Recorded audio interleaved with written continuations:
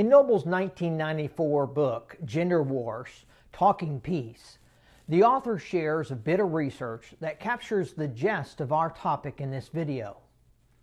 When asked about what they would like to change about the communication patterns of the opposite sex, men said they wanted women to be more direct, and women said they wanted men to stop interrupting and offering advice. This is not true of all men or all women, but it does point out an important area of concern in dealing with interpersonal communication. No matter our gender or the type of relationship, being successful in our interpersonal communication relies heavily on our ability to understand and manage verbal messages. Our focus in this video is not the important principles involved in understanding verbal messages. Instead, the focus will be on applying our understanding of verbal messages and suggesting effective ways we can manage those messages to create better relationships. When we hear a verbal message from someone, we have a series of choices to make.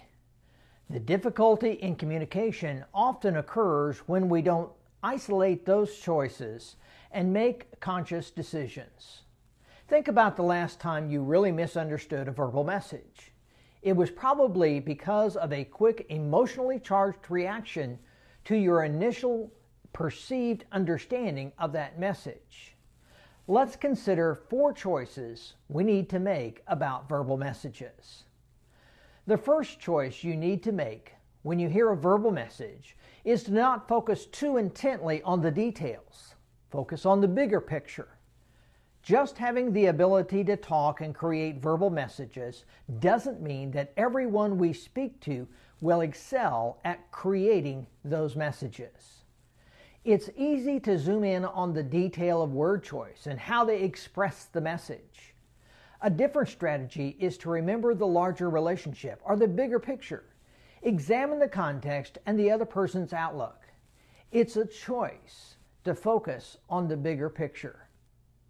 A second choice you need to make when you hear a verbal message is to not react to inferences as fact. An inference is based on what someone observes or thinks and then makes conclusions about. The message might contain emotionally charged meanings that are not always clear. Many of our conversations are not just factual statements about clearly observable truths.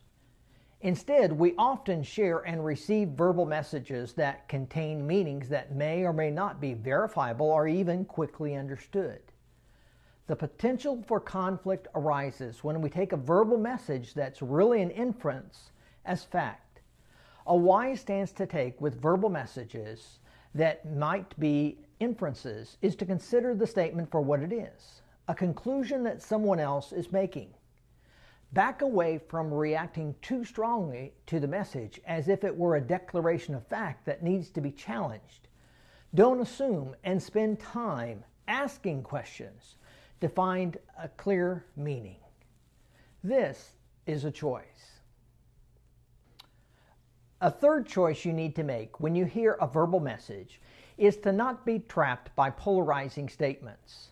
Choices in communication involve critically thinking about the messages you hear from others.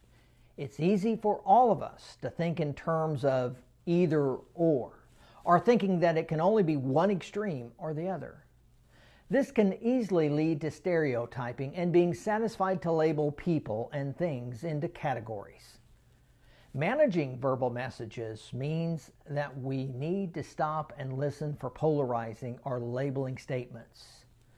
When someone else uses this type of verbal message, we can make a choice to more effectively manage our response to the conversation by not responding mentally or verbally to this type of rash thinking.